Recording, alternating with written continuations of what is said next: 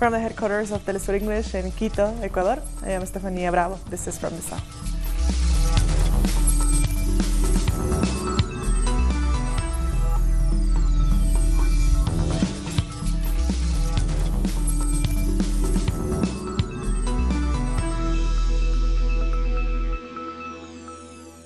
CARICOM nations have wrapped up the two-day summit in St. Kitts and Nevis. Leaders have discussed the unfolding political situation in Venezuela, Haiti, and Guyana, as well as the Caribbean single market and economy. CARICOM members are expected to ratify their support for the Montevideo mechanism that seeks dialogue and a peaceful solution in Venezuela. We are now joined by our correspondent Laura Prada. Hello, Laura. Can you tell us about today's meeting? Well, Stephanie, right now we continue, as you are here telling, we are here waiting for the press conference that ends this today's summit, and we've been very expectant because heads of government have been meeting on closed doors since yesterday, and this is the time that they are still working and delivering on which are the path they are going to follow in the following month and the following term here in the Caribbean. But to know a little bit more about what has been going on here in this summit, I invited Jerome Walcott, who is the Foreign Minister of Barbados, and he was joining us, and I'll welcome Jerome. Thank you. Good evening. Good evening. We'll want to know a little bit how it's been this first year of Mia Mottley, and how it's been this economical recovery in Barbados in the face also of this meeting that one of the topics that is focusing is on the common market of the Caribbean. Okay, thank you. Good evening again. Certainly, as you would be aware, we won the election in Barbados in May last year.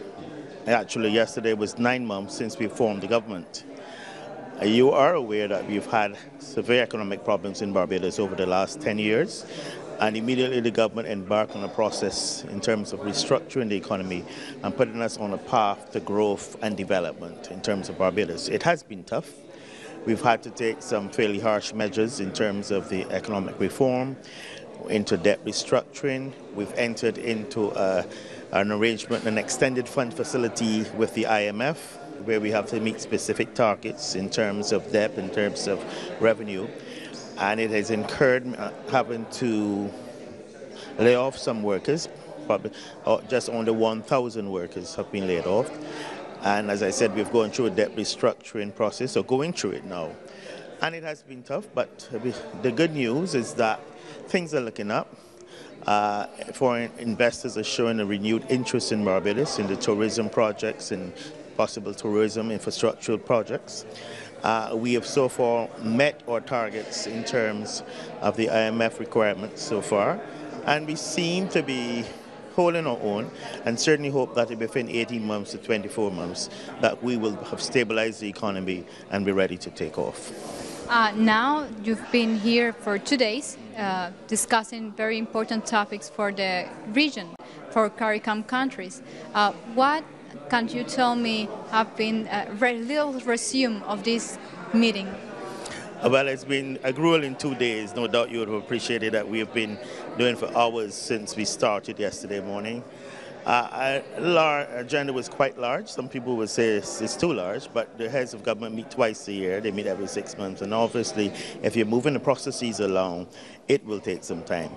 And I'm not going to steal the thunder for the press conference later, but certainly it covered a variety of topics. We dealt with issues regarding the Caribbean single market and economy, for which Barbados' Prime Minister has lead responsibility.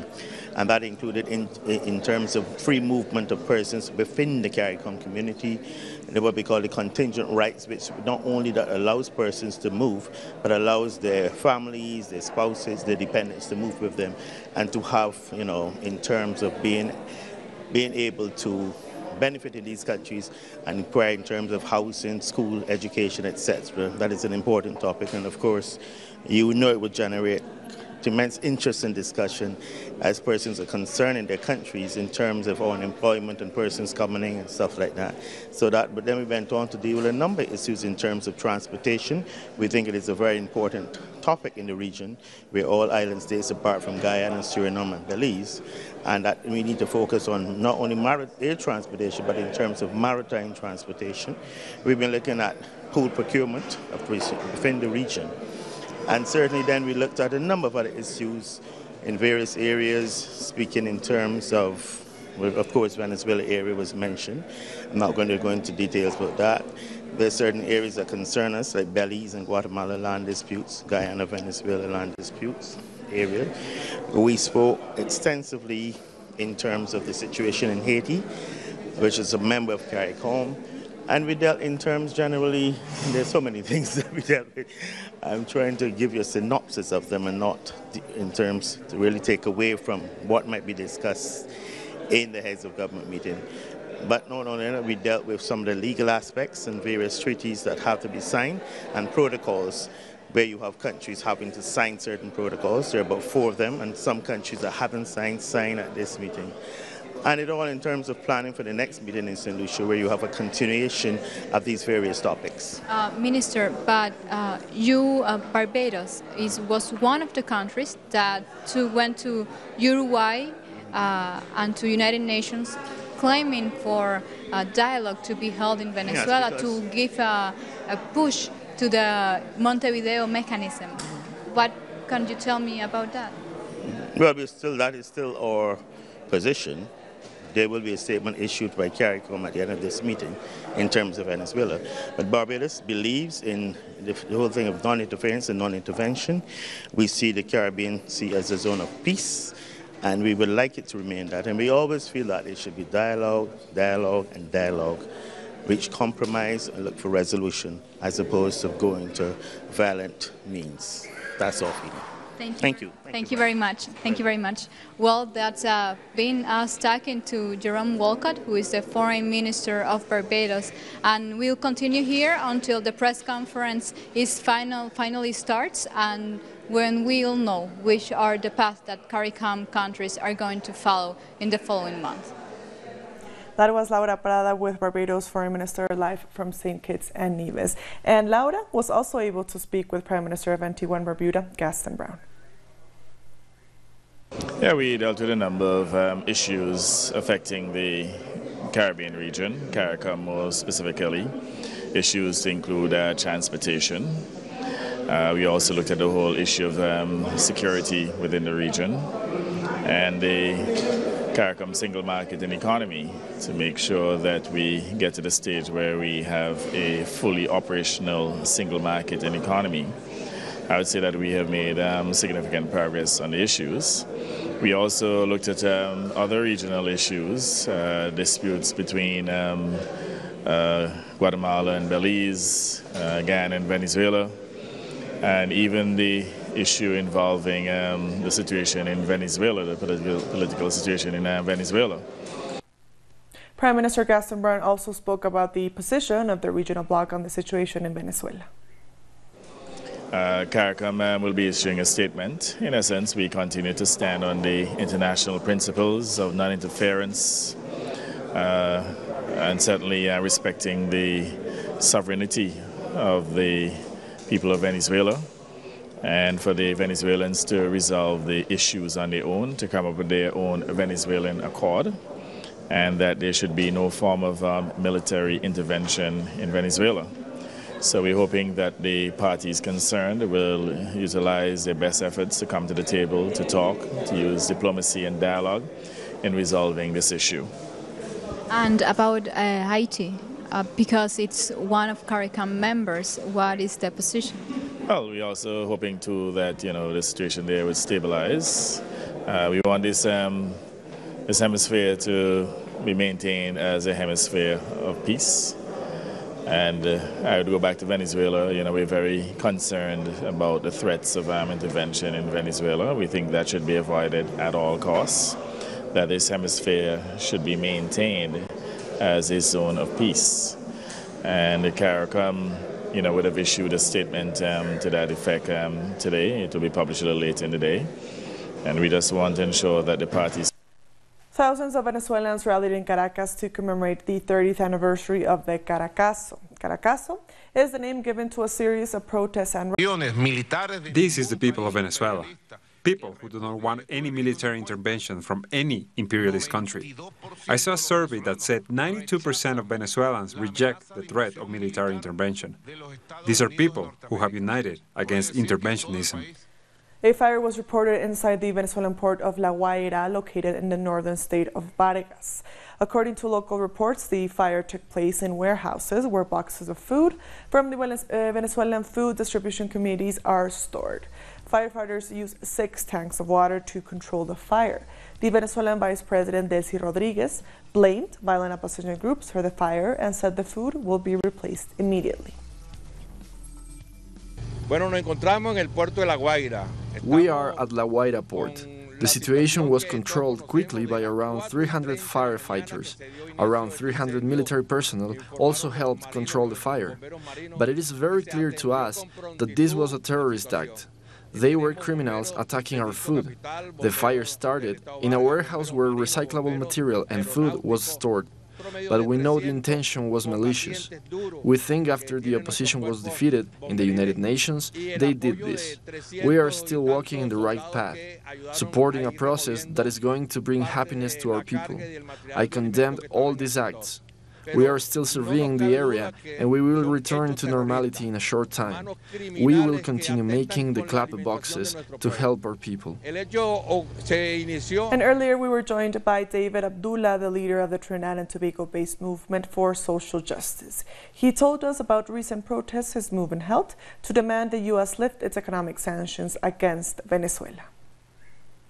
And from the Venezuelan embassy, we walked to the U.S. embassy and demanded an end to sanctions and also hands off Venezuela, and also that there must be no military intervention in Venezuela. Next door to the U.S. embassy is the office of the European Union, and so we also made those same demands outside of the European Union, communicating that mass organizations, progressive mass organizations in Trinidad and Tobago, progressive political parties, are opposed to sanctions because that is causing more of a problem in Venezuela with respect to food shortages and medicine and so on. The sanctions is what is really hurting the people of Venezuela. And it is hypocritical for the US government of Trump and others to be talking about humanitarian assistance when much more money has been seized in US banks, in European banks and so on, and through the sanctions, which are illegal and illegitimate. We'll be back very soon. Stay with us.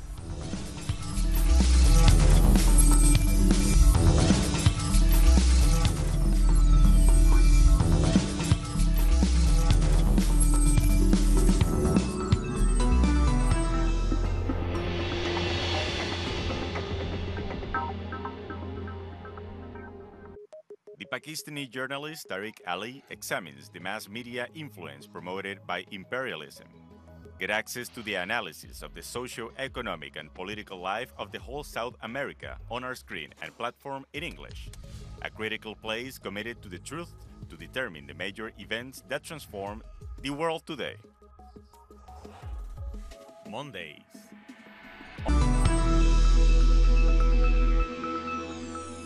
Welcome back. Venezuelan opposition lawmaker Jaun Guaido is headed to Brazil on Thursday to meet the country's far-right president Jair Bolsonaro. This comes as the opposition and their allies plan their next move following their failed humanitarian aid stunt on the border last weekend. Earlier this week, Guaido met with U.S. Vice President Mike Pence in Colombia as Pence announced new sanctions against the Venezuelan government. Our correspondent in Sao Paulo, Brian Mir, has the story. I'm in Sao Paulo, where at 10 o'clock tonight, Jaun Guaido is expected to arrive from Colombia on a flight for meetings with Brazilian President Jair Bolsonaro to talk about a possible plan of action for renewed aggressions against the democratically elected government of Venezuela. Now, some people are questioning his judgment and even wanting to meet with Bolsonaro because Bolsonaro was unable to establish consensus within his own ruling coalition to support Donald Trump's so-called humanitarian move on Saturday, February 23rd against the government of Venezuela. Apparently, according to Folha do São Paulo newspaper, many of Bolsonaro's top generals, as well as House Speaker Rodrigo Maia, spoke out against any participation in the initiative, and that's why the government only sent 2 pickup trucks with a small amount of supplies on them to partake in this, what appeared to be a publicity stunt that was held on the Brazilian border with Venezuela. So Guaido is arriving. There's going to be a lot of media attention for it, but will there be any concrete results? General Hamilton Mourão, Vice President of Brazil, said the day before yesterday in Colombia that Brazil will not allow the U.S. military to use its territory to launch any kind of military attack against Venezuela, and Brazil will also refuse to engage in these kinds of attacks. We thank Brian for that report. The northern Brazilian state of Roraima was one of the places where the U.S. and its allies tried to push supposed aid into Venezuela. But Roraima has some serious problems of its own, as our correspondent reports. It's the state with the smallest population in Brazil. Less than 500,000 people live in Roraima, which borders on Venezuela. The state recently saw a crisis in its prisons, and it's long had trouble paying its employees. It's also had problems with health and education. Unemployment stands at 14%. Roraima was used by President Jair Bolsonaro in his failed attempt to force so-called humanitarian aid into Venezuela. That has caused mixed reactions. Brazil has let down its own people, but there are ways and times to deal with that. Right now we have to help those who are in need. That's what I think. Things are not good in Brazil, so we can't take the lead in trying to solve the problems of Venezuela. Venezuela is not the only one with problems. All over Brazil, in the northeast, for example, there are many people in need, but they are just talking about the Venezuelans. That's completely wrong. For several years, Roraima has seen Venezuelans migrating to live in Brazil. But this is a country that under Michel Temer saw labor rights rolled back, public spending frozen for 20 years, and now, under Bolsonaro, faces a brutal reform of the pension system. On top of that, Roraima has experienced xenophobic acts against Venezuelans. There are many good people here in Brazil, but there are also bad people who see a Venezuelan down on their luck and want to hit them, throw stones at them, insult them. That is what's happening here. Some think we have great opportunities here, but that's not true. There is little work. People have to move on to Manaus or further away to try to survive. There's nothing here. In recent days, members of Congress from both the right and the left have opposed Brazil taking part in the intervention organized by the United States. On the streets of Roraima, there is also a message for Bolsonaro. President, you were elected democratically, just as Venezuelans voted and elected President Maduro. Respect the Venezuelan people's right to decide for themselves in line with the constitution and the democratic system. We have no reason to intervene in Venezuela. As a frontier state, Roraima depends on electricity from Venezuela, under an agreement signed by President Hugo Chavez. But the U.S. embargo on Venezuela means that Brazil hasn't paid its bills. Nonetheless, President Maduro is continuing to provide the electricity and maintain the power lines. The Nicaraguan government and the opposition have begun peace talks in the capital Managua aimed at ending the political crisis. 6 representatives of the government and the opposition arrived for the round table. Ahead of the peace negotiations, the government released dozens of prisoners arrested during last year's protest. Over the months of unrest, just over 250 people lost their lives, according to the country's Truth, Justice, and Peace Commission. The United States Health Department has received more than 4,500 complaints of sexual abuse against migrant children detained at the U.S.-Mexico border. The complaints were made between 2014 and 2018. The Department of Justice reportedly received more than 1,300 additional complaints of sexual abuse against unaccompanied minors during the same period. Most of the complaints were against independent child care service centers that are contracted by state officials. Egypt Transport Minister has resigned following a deadly train crash that killed at least 20 and 43 injured when a train crashed through the buffers at the main station in Cairo on Wednesday. Security sources said there's no indication that the crash was deliberate. Some accidents are, of course, acts of fate. Nonetheless, the responsible parties will be held accountable. In the coming days, people will see how those negligent parties will be held accountable. Thank you. Nigeria's opposition leader Atiku Abubakar has announced the country's election results, calling them a sham. Abubakar has promised a legal challenge that could dominate Nigeria's politics for weeks. Meanwhile, re-elected President Muhammadu Buhari has maintained that the elections were free and fair. The president of Rwanda has criticized universal jurisdiction for bias against Africa and its people.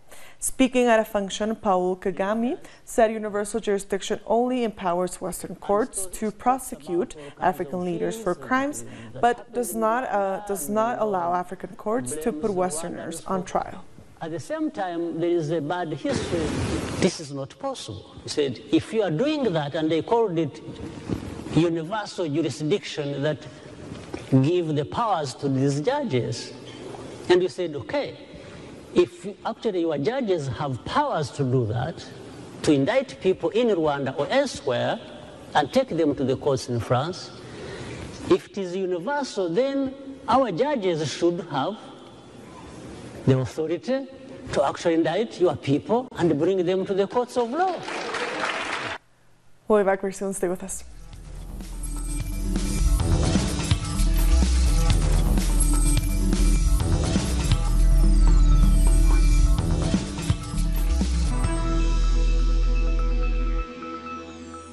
Welcome. North Korean leader Kim Jong-un and U.S. President Donald Trump have begun their second summit on the denuclearization of the Korean Peninsula on good terms.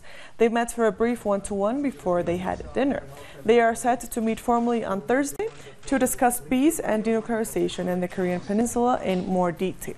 Reports say it's unclear what, if any, real progress will be made since the last summit in Singapore. At least 4 people have been killed and dozens remain buried following the collapse of an illegal gold mine in Indonesia. According to the country's disaster agency, more than 60 people were buried under the landslide caused by the collapse. Rescue operations are being hampered by unstable ground conditions due to the number of holes dug by miners. Survivors are being treated in hospital. The confrontation between Pakistan and India over Kashmir has escalated dramatically. Both sides now say they shot down each other's warplanes. Pakistan says it downed 2 Indian jets in its airspace and one of its pilots, while India confirms the loss of one of its planes and says it shot down a Pakistani fighter jet. Tensions between the two countries have been high since the February 14th suicide bombing in Indian-occupied Kashmir that killed 40 Indian troops. On Tuesday, Indian warplanes responded by flying into Pakistani airspace and striking a camp of Jaish-e-Mohammed, the group that claimed the bombing. It was India's first airstrike in Pakistan since 1971. And earlier we spoke with Telesur political analyst Tariq Ali about the rising tensions between India and Pakistan. But in Kashmir as a whole, I would say that between 70 to 80% of the population is hostile to the way in which India has been governing and ruling this province from 1948 onwards. This has escalated now into a full-blown conflict. And the fact that one of the BJP leaders has said we should boycott Kashmiri goods indicates that they don't regard Kashmir as part of India. Otherwise, why make such a stupid remark if you think that Kashmir is a sovereign part of India? So it's a crisis that is refusing to go away, and there are possible solutions, but the Indians, who are the main party in the dispute, are refusing to budge. And within India itself, within Indian civil society, there is very little support for the Kashmiris. And with that, we've come to the end of this news brief. These and other stories, as always, find them on our website at telesurenglish.net. And also join us on social media. We are on Facebook, on Twitter, and on Instagram. For Telesur English, I am Estefania Bravo. Thank you for watching.